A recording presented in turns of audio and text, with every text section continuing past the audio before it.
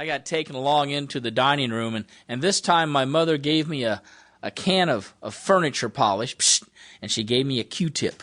And then she said, "Dust the lions' heads." Now that may sound a bit strange, but you got to know our dining room set. See, we had this huge wooden table and these big heavy chairs that had backs that went way above your head.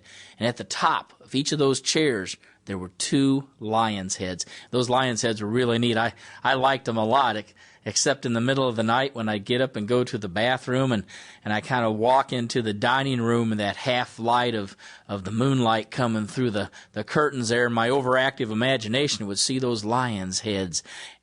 And they'd all turn and look at me in the middle of the night. But anyway, my mom said, "Dust the lions' heads."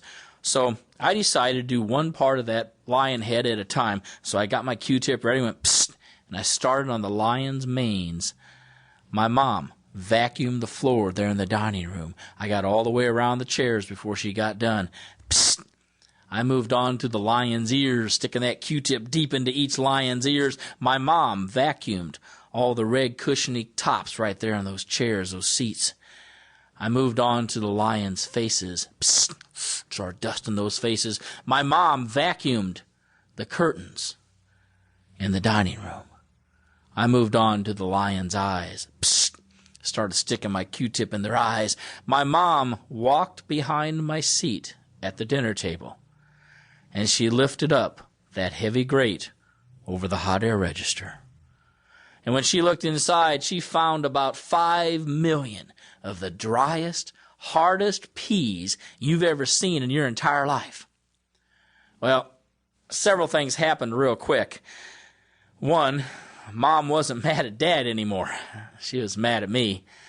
Second thing, I got a new seat at the dinner table over by the plant. Third thing that happened is my mom put me into that seat. "Sit." "Oh, yes, Mom." I sat down. My mother disappeared into the kitchen. She came back carrying 3 things. She had a spoon, she had a can opener, and she had a can of peas.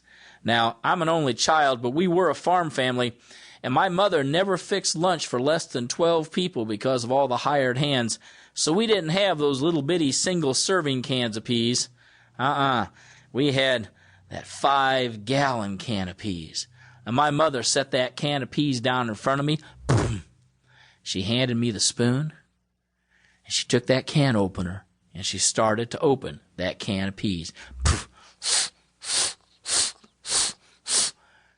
She laid down the can opener, and with those fingers that she'd been cleaning with all day, those dirty fingers, and she hadn't washed her hands, she reached down into those peas, and she lifted up that shiny metal tin lid. And I wanted to say, "Mom, your hands were dirty. I probably shouldn't eat those. I could get sick." But I didn't think it was the time to bring up the question. She laid down that lid.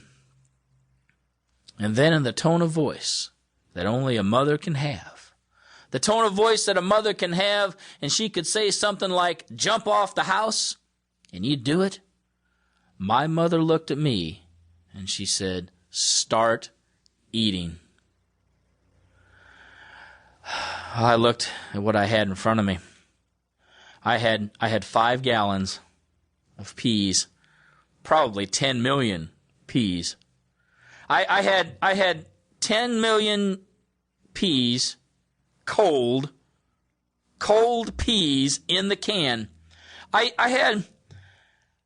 bet I had 12, 15 million cold peas in the can, floating in pea juice. You ever wondered about pea juice? Why do they call it pea juice? I wanted to ask the question, but it didn't seem the proper time. So I got a spoonful of peas, and I started heading for my mouth like the good little kid I really wanted to be.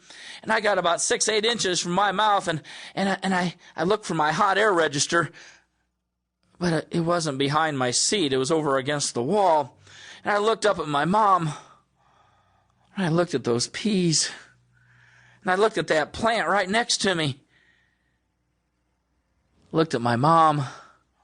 The plant was a bad idea. So I ate that spoonful of peas. I ate a second spoonful of peas.